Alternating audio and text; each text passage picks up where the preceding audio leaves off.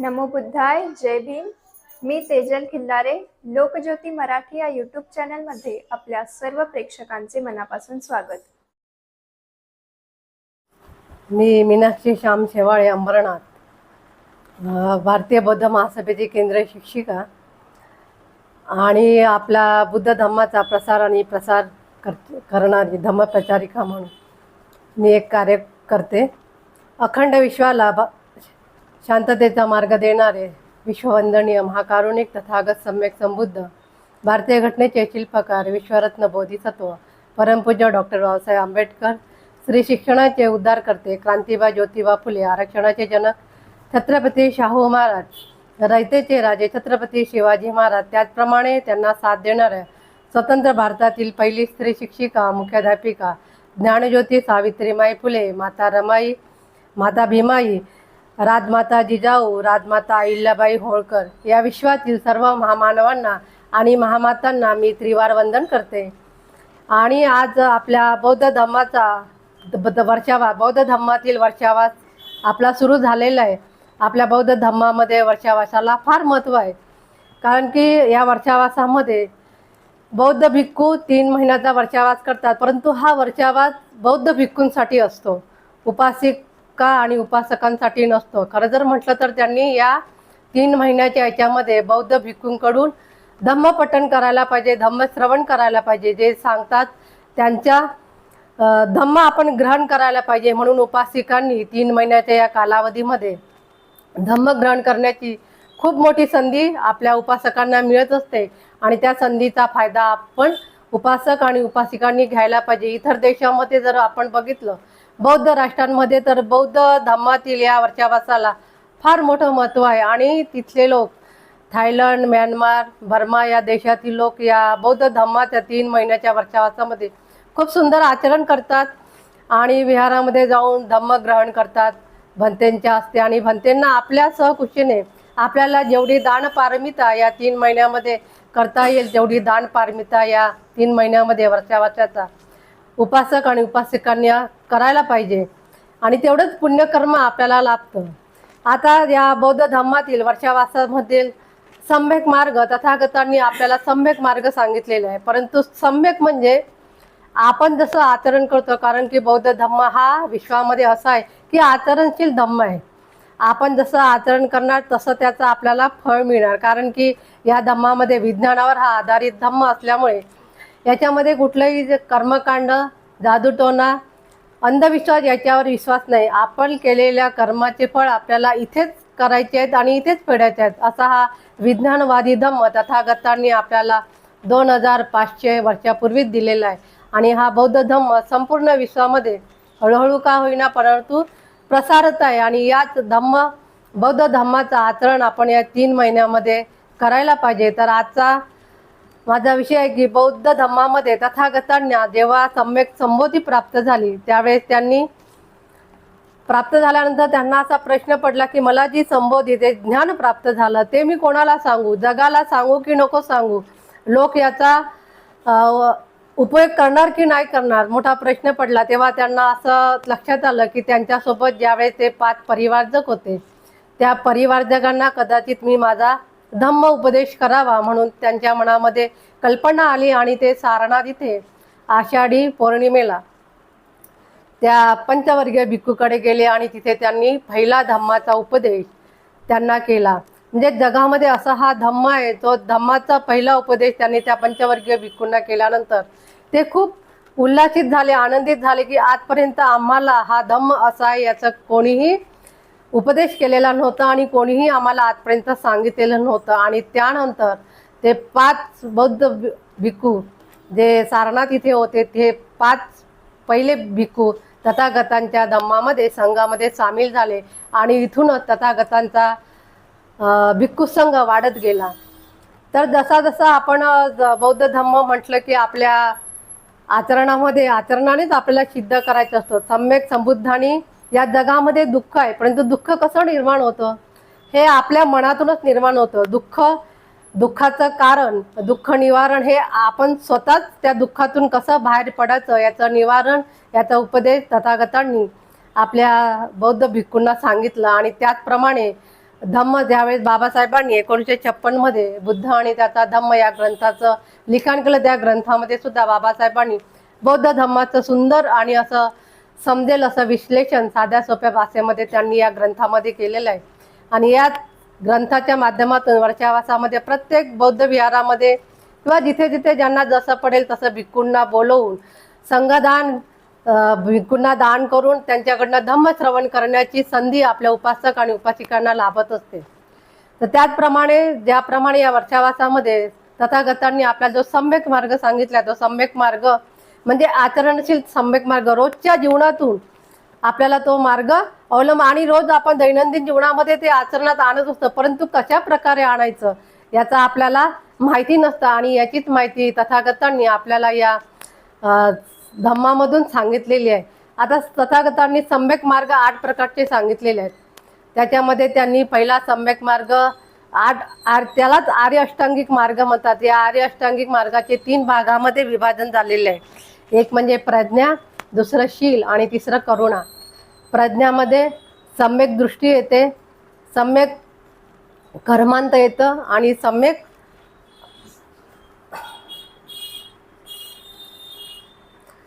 सम्यक वाचा येते. सम्यक दृष्टी, सम्यक संकल्प आणि सम्यक वाचा. आता हे 3 प्रज्ञामध्ये येतात. आता प्रज्ञा म्हणजे काय? प्रज्ञा म्हणजे माणसाची विचार करण्याची जी बुद्धी असते, त्या बुद्धीनुसार त्या विचारानुसार आपल्याला आचरण करायचं असतं. आता सम्यक दृष्टी म्हणजे तुमची दृष्टी जर बघण्याची सकारात्मक असेल तर त्या दृष्टीने तुम्ही त्या माणसाकडे पाहू शकता किंवा त्या दृष्टीने त्या गोष्टीचा तुम्ही विचार करू शकता. आता सम्यक दृष्टी बघण्याची जर तुमची असेल तर सम्यक दृष्टी ही नेहमी आपली कशी असली पाहिजे की सौम्य सादर म्हणजे अविद्येचा नाश करणे. म्हणजे एखाद्या मनामध्ये जर आपल्या मनामध्ये जर एखादी अंधश्रद्धा असेल, एखादी अविद्या असेल, की तथागतांनी सांगितलंय की संपूर्ण जग ते कसं आहे, पूर्ण अंधार कोठडी आहे. आणि या अंधार कोठडीमधले माणूस हा त्याच्यातला एक कैदी आहे. कैदी असल्यामुळे त्याला आता हा संपूर्ण जग हे अंधारामध्ये आहे, पण त्या अंधारातून बाहेर पडण्याची कला तथागतांनी आपल्याला आपल्या मनाने, आपल्या बुद्धीने, तर्काने ती दिलेली आहे. आता या जगाच्या अंधार कोठडीतून जर आपल्याला बाहेर पडायचं, प्रकाशाकडे जर आपल्याला यायचं असेल तर त्या प्रकाशाकडे येण्यासाठी आपल्याला सम्यक दृष्टी, आपली दृष्टी ही सम्यक असायला पाहिजे. म्हणजे त्याच्याकडे बघण्याचा दृष्टिकोन की अविद्यामध्ये आपण न राहता निसर्ग नियमात, कधी कधी काय होतं, निसर्ग नियमानुसार जगामध्ये घडत असतं, परंतु आपण जर मनाने विचार करतो तर काही गोष्टी या निसर्ग नियमाच्या विरुद्ध सुद्धा घडत असतात. म्हणून तथागत म्हणतात की तुमची दृष्टी, पाहण्याची दृष्टी जर तुमची सम्यक असेल, चांगली असेल, अविद्या तुमच्या मनामध्ये कुठलाही द्वेष, अविद्या, अंधश्रद्धा जर नसेल तर तुमची दृष्टी ही सकारात्मक असायला पाहिजे. कुठल्याही दृष्टीने तुम्ही जर एखाद्या वस्तूकडे बघत असला तर ती चांगली आहे किंवा वाईट आहे हे तुमच्या दृष्टीने, तुमच्या सम्यक दृष्टीने त्या वस्तूकडे तुम्ही पाहू शकता. आणि यामुळे दुराचार, एकमेकांविषयी दुराचार निर्माण होतो आपल्यामध्ये, तो वाईट आहे. एखादी समाजामध्ये आपण नेहमी बघतो एखादी माणूस वाईट असतो, एखादी माणूस चांगला असतो, परंतु त्याच्यामधले गुण जे आहेत तो वाईट आहे की काय आहे, आपले बघण्याची दृष्टिकोन. त्यांनी दुसऱ्यानी वाईट म्हटलं तर आपण हे त्या माणसाकडे त्याच दृष्टीने पाहत असतो आपण की नाही, ती म्हणते वाईट आहे, परंतु आपण आपल्या दृष्टीने त्याकडे पाहत नाही की खरंच तो वाईट आहे किंवा चांगला आहे. म्हणून तथागत म्हणतात की इतरांकडे बघण्याची ती तुमची दृष्टी आहे ती नेहमी सकारात्मक ठेवा आणि त्या दृष्टीने त्या वस्तूकडे, त्या माणसाकडे, त्या समाजाच्या व्यक्तीकडे बघत राहा. आणि सम्यक दृष्टी ही माणसाला मार्ग दाखवते, परंतु एखादी वाईट असेल, परंतु त्या वाईटातून सुद्धा आपल्याला चांगला मार्ग सापडत असतो. आपल्याला वाईट काय, जोपर्यंत आपण स्वतःच्या डोळ्यांनी, स्वतःच्या दृष्टीने त्या माणसाला पाहत नाही. एखादा माणूस जर वाईट मार्गाने जात असेल आणि दुसऱ्याने सांगितलं म्हणून आपण त्याच्यावर विश्वास ठेवतो, पण तसं न करताना बुद्ध म्हणतात स्वतःच्या तर्काला, स्वतःच्या बुद्धीला, स्वतःच्या दृष्टीने त्या माणसाकडे पहा. आणि जर तुम्हाला तुमच्या दृष्टीने तो तसा वाटत असेल तर तो दुराचार करतो किंवा व्यभिचार करतो, तर त्या दृष्टीने तुमच्या दृष्टिकोनातून तो तसाच असेल. म्हणून तथागत म्हणतात की सम्यक दृष्टीचे आवश्यक भ्रम आहे, म्हणजे मन. आणि सम्यक दृष्टी जर आपण कसं, तथागतांनी सर्वात प्रथम माणसाच्या मनाला, या धम्मामध्ये मनालाच फार मोठं महत्त्व दिलेलं आहे. कारण की ज्या काही गोष्टी चांगल्या, वाईट, दुराचार, द्वेष भावना ज्या काही निर्माण होतात त्या माणसाच्या मनातूनच निर्माण होतात. म्हणून माणसाचं मन बौद्ध धम्मामध्ये तथागतांनी मानवी मनाला फार मोठं महत्त्व दिलेलं आहे आणि या दृष्टिकोनातून प्रत्येक माणसाने मनाकडे बघितलं पाहिजे. आता दुसरं दिलं आहे तथागतांनी सम्यक मार्गामध्ये दुसरा मार्ग सांगितला आहे सम्यक संकल्प. आता मानवी जीवनामध्ये आपण रोजच्या जीवनामध्ये आपण संकल्प करत असतो. मनाशी जर आपण दृढ संकल्प केला की नाही मला हे करायचंच आहे, आपण आपल्या मुलांवर संस्कार करतो, लहानाचं मोठं करतो, त्यांना शिकवतो आणि आपल्याला वाटते की आपले मुलं खूप मोठे झाले पाहिजे, डॉक्टर झाले पाहिजे, इंजिनियर झाले पाहिजेत. आपण म्हणतो आई वडील, परंतु मुलांचा संकल्प काय, त्यांच्या मनामध्ये काय निर्माण आहे. आपण समजा आपण म्हटलं आपल्याला नाही तुला डॉक्टरच व्हायचंय, पण त्याला डॉक्टर नव्हता, त्याला इंजिनियरकडे वळायचं असतं. मग आपण त्याचा संकल्प जो असेल त्याच संकल्पनेतून त्याच दृष्टीने त्याचे विचार पुरवत होत असतात. त्या विचाराने तो प्रेरित होतो आणि पुढे पुढे जात असतो. आपण आपला संकल्प त्याच्यावर लादू शकत नाही. आपल्याला जरी आपला मुलगा वाटला डॉक्टर व्हावं, परंतु त्याचा कल डॉक्टर होण्याकडे नसताना त्याचा संकल्प दुसरीकडेच आहे, इंजिनियर व्हायच्याकडे आहे, MPS IPS अधिकारी त्याला व्हायचे, IAS अधिकारी त्याला व्हायचे. म्हणजे त्याच्या मनामध्ये जो संकल्प आहे त्या संकल्पानेच तो पुढे जाईल. आपण आपला संकल्प आपला विचार जबरदस्तीने कोणावरही लादू शकत नाही. म्हणून तथागत म्हणतात की हिंसा न करणे, म्हणजे एखाद्याला सम्यक संकल्प जर तुमचा चांगला असेल, एखाद्याची हिंसा न करणे. आज जगामध्ये बघतो आपण जिथे तिथे हिंसाचार सुरू आहे, भ्रष्टाचार सुरू आहे, एकमेकांना म्हणजे दुसऱ्यांची हिंसा करून दुसऱ्याच्या मनाची हिंसा करून जर आपण चांगलं होत असेल, आपलं जर चांगलं होत असेल, पण आपलं सुद्धा कुठेतरी वाईट कधीतरी कालांतराने आपलं सुद्धा वाईट होते. आपण दुसऱ्यांची हिंसा केली तर आपला सुद्धा हिंसा करणारा कोणीतरी निर्माण होतो या पृथ्वीतला. म्हणून तथागत म्हणतात की हिंसा निर्माण करणे, तुमचा संकल्प हा हिंसेच्या विरोधी असायला पाहिजे. तुमच्या मनामध्ये कोणाविषयी दुराचार नसावा, कोणाविषयी द्वेष नसावा, कोणाविषयी राग नसावा. तुमचा संकल्प हा चांगल्या मार्गाने जर तुमचा संकल्प चांगला असेल तर तुम्ही येणाऱ्या किंवा समाजामध्ये जर तुम्हाला एखादी चांगलं कार्य करायचं असेल तर तुमचा संकल्प जर चांगला असेल तर त्या उद्देशाने, त्या दृष्टीने, त्या नजरेने तुम्ही तो संकल्प तुमचा पूर्ण करण्याचा प्रयत्न करता. एखाद्याला समाजसेवेची खूप आवड आहे, परंतु त्याचा संकल्प असा आहे की नाही मला पुढे जाऊन समाजाची सेवा करायची आहे किंवा मला मोठा अधिकारी बनायचा आहे. त्या संकल्पनेतून, त्या भावनेतून, त्या कल्पनेतून तो पुढे पुढे जात असतो. म्हणून प्रत्येक मानवाचा तथागताने सांगितलं की तुमचा संकल्प जर हा दृढ असेल, निश्चयपूर्ण असेल, तर त्या संकल्पानुसार तुम्ही तुमचं आचरण करा आणि तुमची प्रगती करा. आणि पर्यायाने समाजाला सुद्धा तुम्हाला जेवढं देता येईल, जेवढं मदत करता येईल, जेवढा संकल्प तुमचा चांगला असेल तेवढा संकल्प तुम्ही चांगला करण्याचा प्रयत्न करा. तिसरं मार्ग तथागतांनी सांगितलाय सम्यक वाचा. आता सम्यक वाचा म्हणजे बोलणे. तुमची वाचा जर मधुर असेल, मवाळ साधी असेल, प्रेमळ असेल, दुसऱ्यांविषयी बोलण्याविषयी तुमच्याविषयी प्रेम निर्माण असेल दुसऱ्यांविषयी तर, आणि एखाद्याला जर तुम्ही रागाने रागवलात तर तो तुमच्याविषयी तिरस्कार निर्माण करतो. आणि दुसऱ्याला वाचेने काय होतं, तुमची वाचा जर गोड असेल तर आपण समाजामध्ये अनेक माणसाची मैत्री करू शकतो, अनेक माणसांना मैत्रीच्या रूपामध्ये आपण जवळ करू शकतो. आपली भावना, त्याच्याकडे बघण्याचा दृष्टिकोन, त्याचं जर मन आपल्याला जिंकायचं असेल तर आपली वाणी मधुर असायला पाहिजे, कधीही उद्धट असायला नको किंवा रागावून त्याच्याशी बोलायला नको. मग तथागत म्हणतात तुमची वाणी, तथागतांची वाणी एवढी मधुर, मंजूर, गोड होती म्हणून संपूर्ण जग बुद्धाच्या मार्गाला, बुद्धाच्या तत्वाकडे वळलं. कारण की त्यांची काया, वाचा आणि मन हे तथागतांचं प्रेमळ, सुंदर आणि मधुर असं होतं, गोड असं. एखादी फळ जर आपण बघितलं तर ते जसं कच्चं असतं त्यावेळेस ते आंबट असतं, नंतर जसं जसं ते एखादी आंबा बघितला आपण तर आधी हिरवा असतो, नंतर तो पिकत जातो, नंतर पिकल्यानंतर तो पूर्ण पिवळा झाल्यानंतर त्याच्यातला जो रस असतो तो कसा मधुर असतो, गोड असतो. तशीच आपली वाणी सुद्धा असायला पाहिजे. तथागत म्हणतात की तुमची वाणी जर मधुर असेल, तुमची वाणी जर गोड असेल तर तुमच्या वाणीने लोक ऑटोमॅटिक तुमच्याकडे खेचल्या जातात, तुमच्या वाणीमध्ये लोक समाविष्ट होतात. आणि तुमची वाणी मधुर असल्यामुळे तुमचं वागणं, तुमचं वर्तणूक, तुमचं बोलणं जर चांगलं असलं तर तुमच्या वाणीने सुद्धा लोक तुमच्याकडे जवळ येतात. म्हणून तुमची वाणी, तुमची वाचा ही नेहमी मधुर आणि गोड असायला पाहिजे. त्यानंतर तथागत म्हणतात की तथागत चौथा मार्ग सांगतात की सम्यक कर्मांत. आता सम्यक कर्मांत म्हणजे तुम्ही जे कर्म करता. बघा तथागत सांगतात की बौद्ध धर्मामध्ये कर्मकांड, अंधश्रद्धा याला काहीही महत्त्व नाही. तुमचे कर्म जर चांगले असेल तर त्याचं फळ सुद्धा तुम्हाला चांगलंच मिळत असेल. आज आपण जगामध्ये बघतो, राजकारणामध्ये बघतो तर किती विदारक परिस्थिती निर्माण झाली आहे. म्हणजे जो सत्याच्या मार्गाने जातो त्याच्यावरच सरकार गुन्हे दाखल करतो. म्हणजे सत्याचा मार्ग राहिलाच नाही. तथागत म्हणतात की सत्याच्या मार्गाने आणि आजचा काळ फार बदललेला आहे. आपण जर म्हटलं की तथागतांच्या सम्यक मार्गाने सम्यक कर्मांतानी जर आपण पुढे जातो म्हटलं तर ते शक्य नाही. कारण की कुठेतरी आपल्याला त्या परिस्थितीनुसार वागावं लागतं.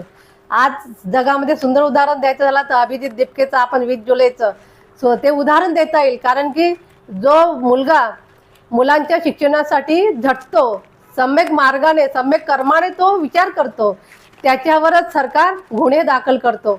म्हणजे त्याच्या विरोधात सरकार जातं. म्हणजे कुठेतरी तो चांगल्या मार्गाने जाण्याचा प्रयत्न करतो. चांगले कर्म, लोकांचं भलं व्हावं, म्हणजे चांगले कर्म करावं. कुठेतरी त्याला समाजामध्ये समाधान, लोकांची प्रगती व्हावं, मुलांची प्रगती व्हावं. आज शिकलेले मुलं बेरोजगार आहेत, कुठेतरी त्यांना काम मिळावं या मार्गाने तो समाजसेवेच्या मार्गाने तो मुलांना, विद्यार्थ्यांना पुढे नेण्याचा प्रयत्न करतो. परंतु सरकार त्याला मागे खेचण्याचा प्रयत्न करतो, त्याच्यावरच गुन्हे दाखल करतो. म्हणजे त्यांचे कर्म, सरकारचे कर्म कसे वाईट आहेत. म्हणजे सत्याला ते मदत न करणारे खोट्याच्या बाजूने सरकार नमतं. आजची ही परिस्थिती आहे. म्हणून तथागत म्हणतात की तुमचे कर्म जर चांगले असेल, आपण एखाद्याला जर अडीअडचणीला मदत केली तर त्याचे फळ आपल्याला कधीतरी मिळतं. एखादी गरीब मुलगा असेल पण त्याला परिस्थितीनुसार शिकता येत नसेल, अशा विद्यार्थ्याला जर आपण चांगली मदत केली तर उद्या त्याचं भविष्य उज्ज्वल होऊ शकतं. त्यामुळे आपले कर्म, आपले वागणूक जर आपल्याला मदत करण्याची जर आपल्यामध्ये इच्छा असेल तर त्या मुलाचं भविष्य उद्या उज्ज्वल होऊ शकतं. आणि त्याचं फळ कालांतराने आपल्याला किंवा आपल्या कुटुंबाला, आपल्या मुलांना, आपल्याला जरी नाही मिळालं तरी आपल्या मुलांना त्याचं फळ ते मिळत असतं. म्हणून तथागत म्हणतात की सम्यक कर्म तुमचे जर चांगले असेल, तुमची वागणूक, तुमचे कर्म जर चांगले असेल तर त्याचं फळ तुम्हाला हे चांगलंच मिळत असतं. धार्मिक नियमाप्रमाणे जर सत्कर्म करणे याला सम्यक कर्मांत म्हणतात. म्हणजे धार्मिक कार्य जर एखादी असेल, आता आपल्या धम्मामध्ये धार्मिक कार्य म्हणजे वर्षावासामध्ये किंवा आपण विहारामध्ये जातो, एखादी जर भिक्खू संघाचं जर तिथे प्रवचन असलं तर आपण आपल्या रीतिरिवाजानुसार, आपल्या प्रथेनुसार आपण त्यांना काहीतरी दान देत असतो. म्हणजे दान देण्याची वृत्ती, सम्यक कर्म म्हणजे आपले कर्म चांगले आहेत, म्हणजे आपण चांगल्या भावनेतून, चांगल्या कर्मातून त्यांना ते दान देण्याचा आपण प्रयत्न करत असतो. पण ते दान कसं असलं पाहिजे? सत्कर्मी असलं पाहिजे. इथून तिथून कोणालाही लुबाडून जर आपण दुसऱ्याला लुबाडलं तर आपल्याला लुबाडणार दुसरे कोणी, पण लुबाडणाऱ्यापेक्षा दुसऱ्यांचा द्वेष करून दुसऱ्यांना लुबाडून जर आपण ते दान बनतेंना दिलं तर त्याचे चांगले फळ आपल्याला मिळत नाही. म्हणून सत्कर्म, चांगल्या मार्गाने तुम्ही ते कर्म करा तर तुम्हाला त्याचे फळ चांगलेच मिळेल.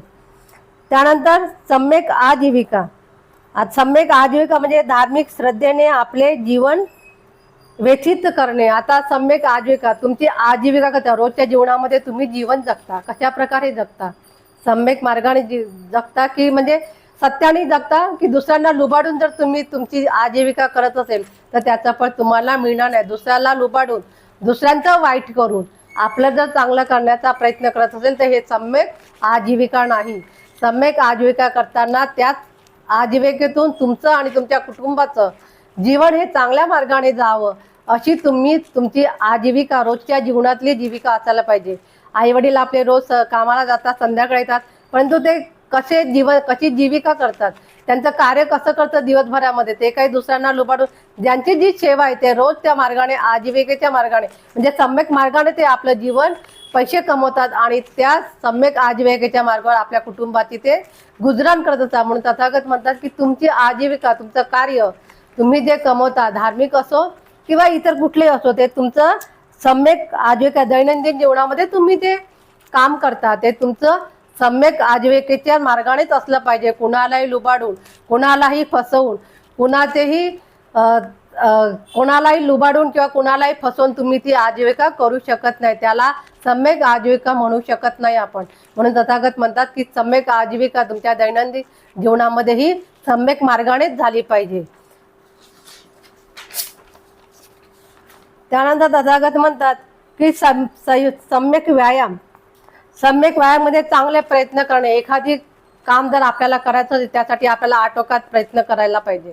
आता सरांचं उदाहरण देता आलं तर दिवसभर ते ऑफिसमध्ये जातात, संध्याकाळी ते आपला उद्योग करतात. म्हणजे ज्यांना ज्याच्यामध्ये रस आहे, ज्या कार्यामध्ये त्यांना आवड आहे, ज्या कार्यामध्ये त्यांना समाधान मिळतं, आनंद मिळतो आणि त्या मार्गाने ते आपली आजीविका करत असतात, आपलं कार्य करत असतात. म्हणून सम्यक व्यायाम हा तुमचा कसा असला पाहिजे, चांगले प्रयत्न केले तर तुम्हाला आपल्याला आहेत ते घालविणे, जे नाही पापकर्म मनात आले नाही पाहिजे. कोणाविषयी आता कोणी म्हणतात की एखाद्याने खूप भ्रष्टाचार केला आणि त्याने खूप पाप केलं, त्या पापाच्या मार्गातून ज्याला जो काही मोबदला येतो तो मोबदला त्याने कुठल्या वाईट दृष्टीने कमवलेला आहे. सम्यक व्यायामाने म्हणजे सम्यक नजरेने त्याने तो कमवलेला पैसा नाही. त्याने कोणाला तरी लुबाडलं, कोणाशी तरी भ्रष्टाचार केला किंवा कोणाला तरी फसवून एखादे काम करायचं असलं, एखाद्या गरीबाचं काम करायचं असलं, तो सहज त्याला म्हणतो की मला एवढे पैसे देशील तर मी तुझं काम करणार, नाही तर मग हे सम्यक व्यायाम नसतो. हा तुम्ही वाईट मार्गाने म्हणजे त्याच्या मनाला किती दुःख होतं पैसे देताना, तो सुद्धा सामान्य व्यक्ती असला परंतु त्याचं काम अडतं, त्याला नाईलाज असतो, तो बोलतो की ठीक आहे बाबा एवढे पैसे घे पण माझं काम कर. तेव्हा तथागत म्हणतात की दुसऱ्यांना लुबाडून दुसऱ्यांचा पाप कर्म करून तुम्ही जो पैसा मिळवता, जो व्यायाम सम्यक कार्य करता, ते सम्यक कार्य नसतं. उलट तुम्हाला त्याचा मोबदला काही मिळत नाही, त्याचं फळ तुम्हाला शेवटी वाईटच मिळतं. म्हणून तथागत म्हणतात की ही तुमचा व्यायाम, तुमचं सम्यक वाणी, तुमचं वागणं, तुम्ही दुसऱ्यांना मदत करणारी तुमची जी दृष्टी आहे, जो दृष्टिकोन आहे, तुमचं जे कार्य आहे ते सम्यक व्यायामानेच करा, सम्यक मार्गाने करा. कुणाला लुबाडून कुणाला फसवून ते काम तुम्ही करू नका. त्यानंतर दिलेलं आहे त्यांनी सम्यक स्मृती. आता एखादी कार्य जर आपल्याला करायचं असलं, कुठलंही कार्य घरातलं छोटं असं मोठं असं, पण तुमची स्मृती, तुमची बुद्धी कशी सतत जागृत असल्या पाहिजे. एखाद्याला जर आता साधारण सांगता आलं तर तुम्हाला बुद्धभूमीचं उदाहरण देता येईल. ज्यावेळेस बुद्धभूमीचं हे कार्य सुरू होतं तेवढी जागा आज 3 महिने झाले, 2 महिने होत आहेत, बनते गौतम रत्न बनते त्या बुद्धभूमीच्या मार्गाने, म्हणजे सम्यक व्यायामाने त्या मार्गाने तो लढा लढत आहेत. परंतु एखादी राजकारणी माणसं तिथं येतात आणि त्याला कुठेतरी टॉर्चर करण्याचा म्हणजे त्यांना बदनाम करण्याचा प्रयत्न करतात. म्हणजे त्यांच्यामध्ये बंदेना माहीत नसते की हा माझ्या पाठी काय करतो. म्हणून तथागत म्हणतात की तुमची स्मृती, तुमचं विरोधक तुम्हाला कधी काय करेल याचा नेम नाही, म्हणून तुमची स्मृती ही नेहमी जागृत असायला पाहिजे. आपण एखाद्याला चांगलं केलं परंतु एखादी जर आपल्याशी डावपेच खेळत असेल, आपल्या तोंडावर गोड गोड बोलतो परंतु मागून तो आपला डावपेच खेळतो आणि आपल्याला ते माहीत नसतं, आपण सम्यक दृष्टीने त्याच्याकडे बघत असतो. परंतु तथागत म्हणतात की तुम्हाला ते ओळखता आलं पाहिजे. तुमची स्मृती ही सतत जागृत असायला पाहिजे. कोण काय करतं, कोण काय नाही करत याच्याकडे सुद्धा तुमचं लक्ष असायला पाहिजे. म्हणून सतत दिवस रात्र तुम्ही तुमची स्मृती ही जागृत ठेवा. जागृत असल्यामुळे तुम्हाला कोण आपल्याशी काय करतं, काय नाही करत याच्याकडे सुद्धा आपण लक्ष दिलं पाहिजे. आणि म्हणून तथागत म्हणतात की तुमची स्मृती ही नेहमी जागृत असली पाहिजे. दुष्ट वासनांवर ताबा मिळवणे म्हणजे तुमची स्मृती, एखादी जण जर तुमच्यावर दुष्कृत्य तुमच्याशी करत असेल, तुमच्यावर वाईट नजर ठेवत असेल तर त्याच्यावर तुम्हाला विजय मिळवता आला पाहिजे. म्हणून तुमची दृष्टी नेहमी, स्मृती ही नेहमी जागृत असायला पाहिजे. आणि शेवटची 8वी सम्यक मार्ग तथागतांनी सांगितलं आहे की सम्यक समाधी. आता समाधी म्हणजे ही मनाची एकाग्रता, मनाची समाधी. जेव्हा तथागत म्हणतात की तथागताच्या धम्मामध्ये मेडिटेशन म्हणजे विपश्यनेला फार महत्त्व आहे. विपश्यनेच्या मार्गातूनच आपण आपलं पूर्ण शरीराचं नियंत्रण आणि जगामध्ये काय घडते हे आपल्याला कळतं. म्हणून तथागतांनी मनाला, आंतरिक मनाला समाधीमध्ये फार महत्त्व आहे. जेव्हा आपण मेडिटेशन करतो 1 तासाचं 2 तासाचं, त्या मेडिटेशनमध्ये आपण स्वतःच्या शरीराचं नियंत्रण करत असतो. आपल्या शरीरामध्ये काय हालचाल होते ह्या विपश्यनेच्या मार्गातून आपल्याला ते समजत असतं. म्हणून मनाची एकाग्रता, समाधी, मनाची समाधी लाभणे हे फार मोठं कार्य आहे. याच्यामध्ये जर तुम्हाला उदाहरण देता आलं तर गोयंका गुरुजींचं देता येणार. जेव्हा त्यांनी उबा खान, म्यानमारचे जे त्यांचे गुरु होते, त्यांना डोक्याचा आजार होता, खूप उपचार केले त्यांनी पण त्याच्यावर त्यांचा उपचार काही चालला नाही. शेवटी ते उबा खान करून समाधीचा त्यांनी तत्व स्वीकारलं. म्हणजे समाधी, एकाग्रतेने मनाला एकाग्र केलं त्यांनी आणि शेवटी त्या एकाग्रतेतून, त्या समाधीच्या मार्गातून त्यांचा आजार तो बरा झाला. म्हणजे मोठमोठ्या आजारावर जर कुठलं औषध जर कुठलं असेल ते मेडिटेशन आहे. जोपर्यंत, आणि हे आपल्या मनातूनच, शरीरातूनच आपल्या मनातूनच निर्माण होतं. चांगलं वाईट काय करायचं काय नाही हे आपलं मन ठरवत असतं. परंतु आपलं मन जर एकाग्र झालं तर आपण जे कार्य करतो ते आपल्याला कळतं की नाही, आपण हा वाईट मार्ग आहे, या मार्गाने आपण जाऊ नये. आपलं मन आपल्याला सांगतं. परंतु जर आपलं मन वाईट मार्गाकडे वळत असेल तर त्याला चांगल्या मार्गावर आणण्यासाठी, आपले मन आपलं शुद्ध करण्यासाठी, पवित्र करण्यासाठी जर आपण त्या समाधीच्या मार्गातून जर आपण मेडिटेशन केलं तर त्या मेडिटेशनमधून, त्या समाधीमधून आपल्याला आपल्या मनाचं नियंत्रण, आपल्या मनावर नियंत्रण ठेवू शकतो. आपल्या मनावर नियंत्रण असल्यामुळे आज जगामध्ये अराजकता माजलेली आहे आणि याला कारण मन आहे. जोपर्यंत तुम्ही मनाची शुद्धी मेडिटेशनच्या मार्फत, विपश्यनेच्या मार्फत करू शकत नाही तोपर्यंत आपलं मन कधीही शांत होऊ शकत नाही. म्हणून तथागतांनी विपश्यनेच्या मार्गातून मनाला कसं एकाग्र करता येईल, मन कसं एकचित्त करता येईल, मनाच्या चित्ताला कसं शांत करता येईल, कसं पवित्र करता येईल, या मेडिटेशनच्या मार्गातून, सम्यक समाधीच्या मार्गातून त्यांनी सांगितलेलं. आज आपण जगामध्ये बघतो खूप ठिकाणी मेडिटेशन सेंटर उघडलेले आहेत आणि याच्यातून खूप लोकांना, ज्यांनी 10-10 दिवसाचं मेडिटेशन केलं असेल, आणि मी स्वतः केलेलं आहे, त्यामुळे या मेडिटेशनमधून खूप आपलं मन एवढं एकाग्र होतं की याच्यामधून खूप फायदा होतो. आपला तर होतं, परंतु आपल्या कुटुंबाचा, जेव्हा आपण मेडिटेशन करून घरी येतो तेव्हा शांत वातावरण आणि त्या मन प्रसन्न, असं वाटतं त्या मेडिटेशन सेंटरमधून आपण कधीच जाऊच नाही, आजीवन इथेच राहावं, इतकं सुंदर म्हणजे तिथे वाटतं त्या मेडिटेशन सेंटरमध्ये. म्हणून तथागत म्हणतात की मनाची एकाग्रता जर तुम्हाला साधायची असेल तर तुम्हाला विपश्यनेशिवाय मार्ग नाही. म्हणून तथागत म्हणतात की सम्यक समाधी, जोपर्यंत तुम्ही तुमच्या मनाची सम्यक समाधी साधत नाही तोपर्यंत तुम्हाला तुमचं मन, आणि हे 2 शब्दाचं मन फार चंचल आहे, एका ठिकाणी स्थिर नाही. आता जिथे तर आताच तिथे 5-5 मिनिटात, सेकंदाला आपलं मन बदलत असतं. आणि ह्याच बदलत्या मनाला एकाग्र जर करायची असेल तर समाधी मार्ग तथागतांनी आपल्याला सांगितला आहे. आणि याच मार्गाने आपण संपूर्ण जगाचं कल्याण करू शकतो.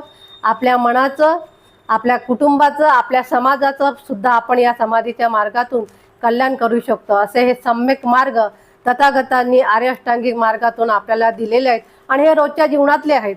रोजच्या जीवनातून, आचरणाच्याच मार्गातून आपण हे पूर्ण करू शकतो. अशा या सम्यक मार्गाचं आपण सर्वांनी आचरण केलं पाहिजे आणि याच मार्गाने आपला जीवनक्रम अवलंबिला पाहिजे. आणि या वर्षावासातील, या 3 महिन्याच्या वर्षावासातील या विश्वातील सर्व बौद्ध धम्म उपासक आणि उपासिकांना मी खूप मंगल कामना करते.